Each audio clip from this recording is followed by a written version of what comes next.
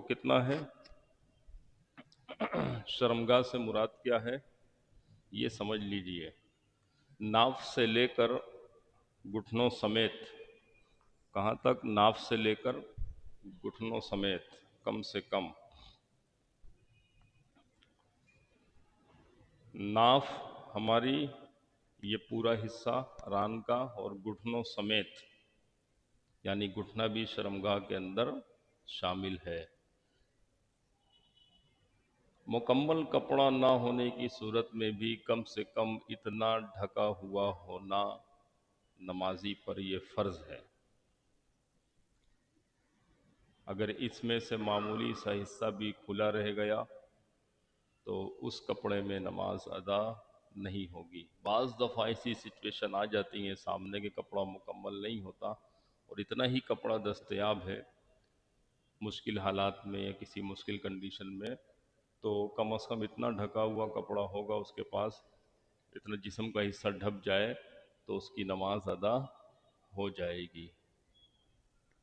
اضطراری صورتحال میں کسی کسی کنڈیشن میں انسان کے ساتھ ایسا ہوتا ہے کہ اس کے جسم پر کوئی بھی کپڑا نہیں ہوتا اور وہ مسلمان ہے، تو ایسی صورت میں نماز کس طرح ادا کرے گا؟ یہ سچویشن جو ہے قید خانوں کے اندر، خاص طور پہ امریکہ اسرائیل کی جو جیلیں ہیں، ابھی فلسطین کے لوگ اس طرح کی جیلوں میں بند ہیں، افغانستان میں ابو غریب جیل، اور جو ہے امریکہ کی اس طرح کی ظلم و زیادتی پر مبنی، ناانصافی پر مبنی جو جیلیں جس میں بہت سارے مظلوم مسلمان قید رہے، تو ان کو برہنہ حالت میں رکھا جاتا تھا۔ ایسی صورت میں ظاہر ان پر نماز تو فرض ہے، تو وہ اللہ کو یاد کرے گا، ہم سے زیادہ اچھے طریقے سے وہ یاد کرنا چاہے گا، عبادت کرنا چاہے گا، تو ایسی برہنہ حالت کی صورت میں بھی نماز اس پر لازم ہے۔ فقہا لکھتے ہیں کہ وہ اپنے پیروں کو قبلے کی طرف رخ کر کے ایسے بیٹھ جائے اور شرمگاہ پہ ہاتھ رکھے، اشاروں سے پوری نماز ادا کر لے تو اس کی نماز ادا ہو جائے گی۔ یہ اضطراری صورتحال ہے، لیکن نارمل کنڈیشن میں کم سے کم سطر سے لے کے ناف، یا یوں کہہ لیں ناف سے لے کے گھٹنے تک کا پورا حصہ جو ہے یہ ہر حال میں ڈھپا ہوا ہونا چاہیے۔ ہمارے ہاں الحمدللہ جو شلوار قمیض ہے یہ ایک بہترین لباس ہے جس میں اعضائے سطر اچھے طریقے سے ڈھک جاتے ہیں۔ سوال جو اٹھتا ہے ہمارے ہاں وہ اٹھتا ہے پینٹ شرٹ کے اوپر، ہاف آستین کے شرٹ کے اوپر، اور ہمارا نوجوان طبقہ جو ہے اس حوالے سے یا تو غیر مطمئن نظر آتا ہے یا پھر مولویوں سے بدظن دکھائی دیتا ہے، یا یوں سمجھ لیجئے کہ یہ کلچر چل پڑا ہے ہمارے ہاں پینٹ شرٹ کا۔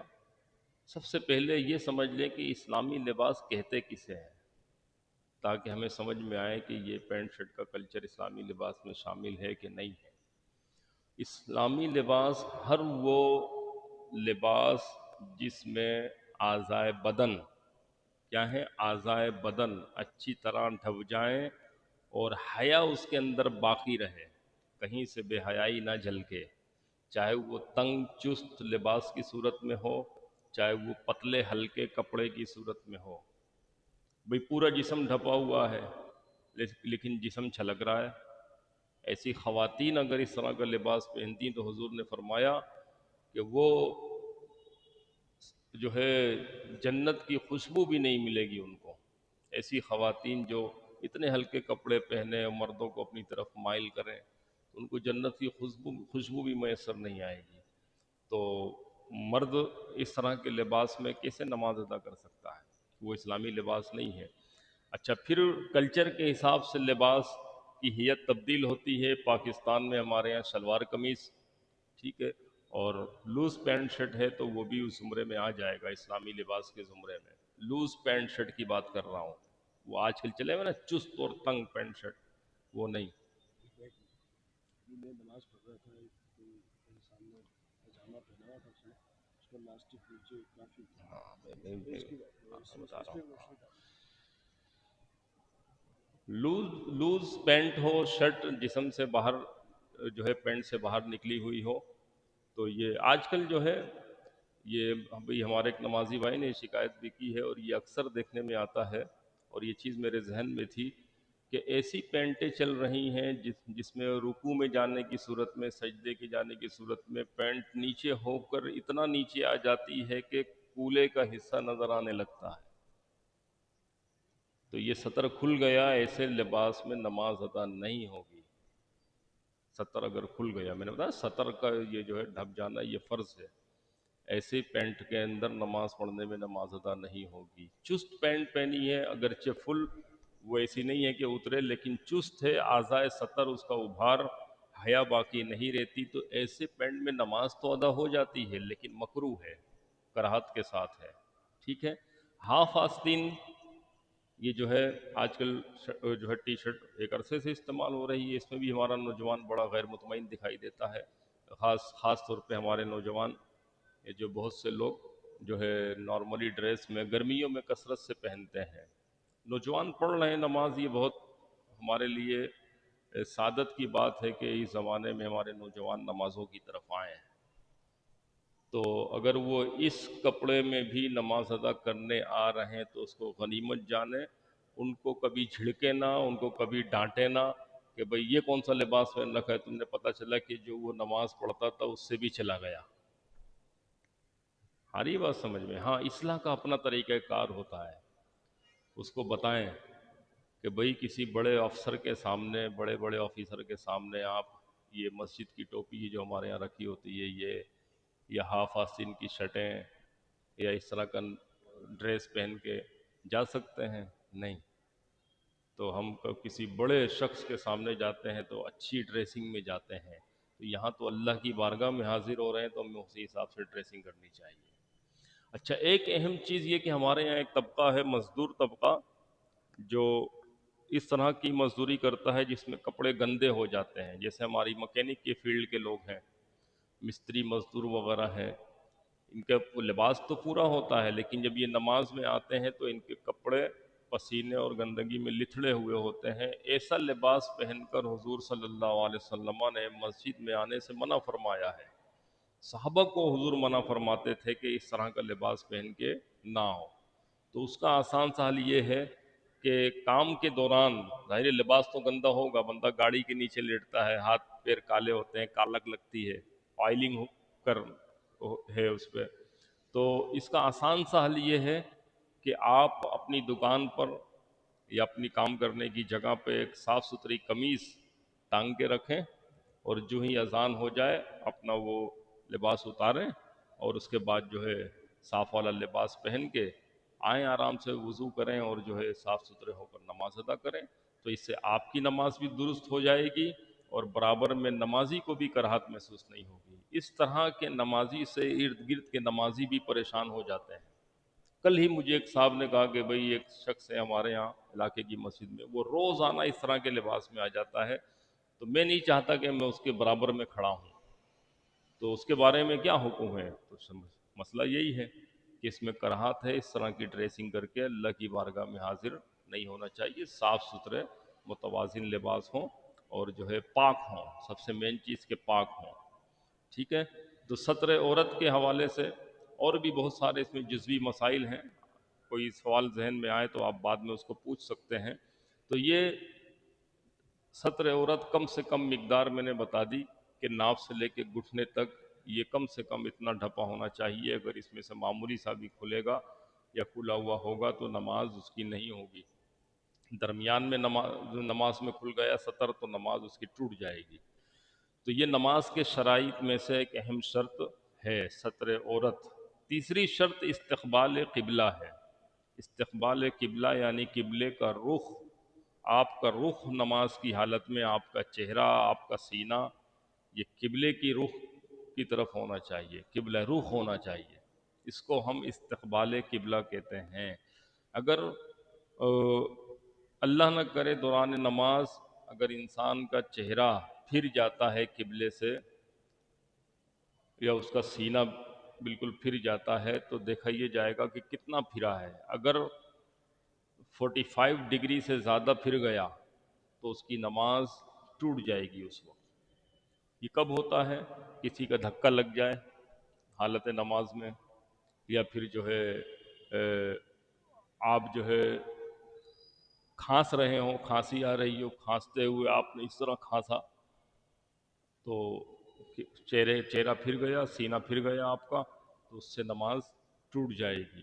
بعض دفعہ انسان ایسی جگہ پر ہوتا ہے کہ جہاں قبلے کا تعین نہیں ہو پاتا اور معلوم نہیں ہو پاتا کہ قبلہ کس طرف ہے، خاص طور پہ حالت سفر میں، جب انسان کہیں دور دراز حصے میں نکلا ہوا ہو، کسی ریگستانی علاقے میں، جنگل میں، یا نئی جگہ پہ جہاں جو ہے آبادیاں کم ہوں، یا غیر مسلم علاقوں کے اندر، ممالک کے اندر جہاں مسجدیں ہوتی ہی نہیں، یا تو ہوتی ہیں تو بہت دور دور پر، اس سے قبلے کے رخ کا پتہ نہیں چلتا۔ اچھا، آج کل جدید دور ہے، موبائل ہر ایک کے پاس ہوتا ہے، جن کو ایپس کا پتہ ہوتا ہے وہ ایپس لگاتے ہیں، قبلہ دیکھ لیتے ہیں۔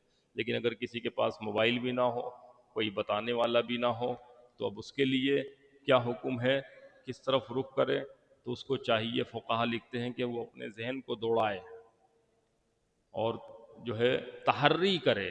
فقہ کی اصطلاح میں کہتے ہیں تحری کرنا، اپنے ذہن کو دوڑائے اور گمان غالب کرے کہ اس طرف ہے قبلہ، جہاں اس کا گمان یقین میں تبدیل ہو جائے اسی طرف رخ کرے اور نماز پڑھ لے۔ یہ اس صورت میں جب کہیں سے خبر نہ ملے، کوئی بتانے والا بھی موجود نہ ہو۔ ہاں، دوران نماز اگر کوئی شخص ایسا آ گیا جو کہے کہ بھئی قبلہ اس طرف نہیں ہے بلکہ اس طرف ہے، تو عین حالت نماز میں اس کو چاہیے کہ وہ اپنا رخ پھیر کر قبلے کی طرف کر لے، تو اس کی نماز ادا ہوگی، نماز نہیں ٹوٹے گی۔ صحیح ہے؟ لیکن تحری کرنا، اپنے ذہن کو دوڑانا، یہ لازمی ہے۔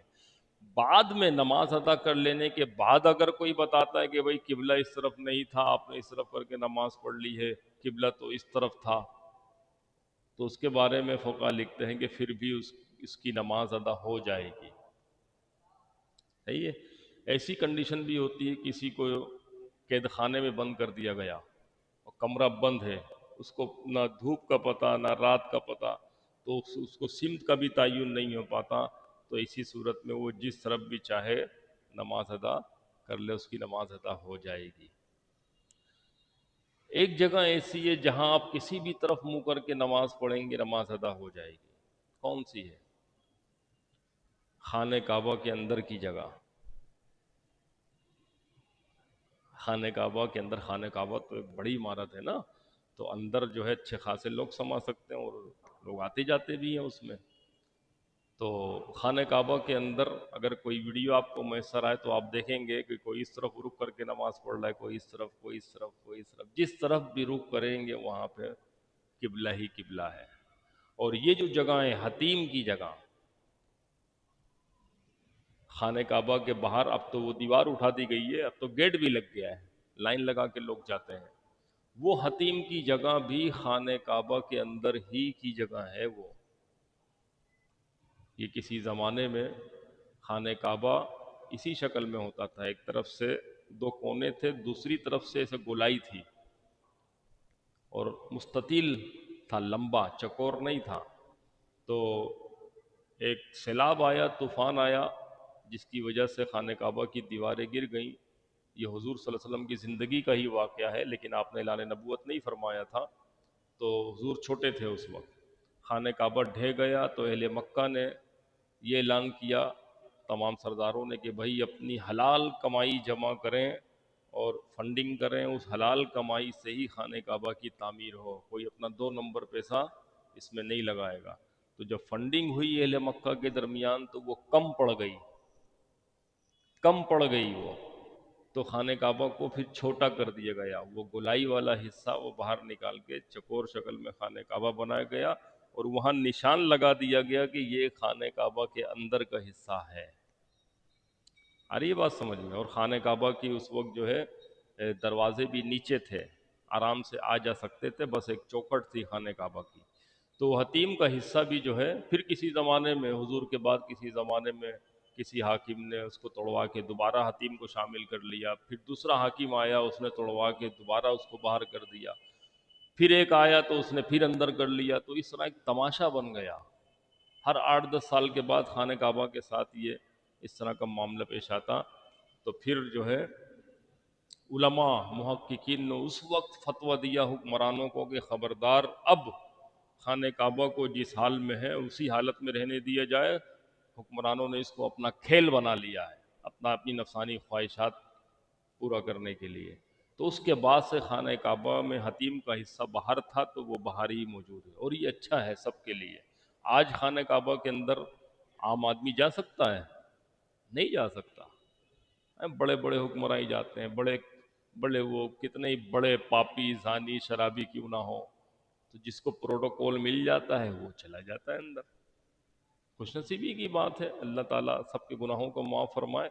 بہرحال وہ برکت والی جگہ ہے، لیکن آج حتیم کا حصہ اگر خانہ کعبہ کی چار دیواری کے اندر ہوتا تو آج حتیم میں عام مسلمان بھی طواف کرتے ہوئے وہاں پہ جا کے نماز ادا کر لیتا ہے، خانہ کعبہ کے اندر ہی گویا کہ نماز پڑھ لی ہے اس نے۔ تو یہ اس کی خوش نصیبی ہوتی ہے۔ اگر یہ اندر چار دیواری کے اندر ہوتا تو عام آدمی کے لیے بھی خانہ کعبہ میں جانا ناممکن ہوتا۔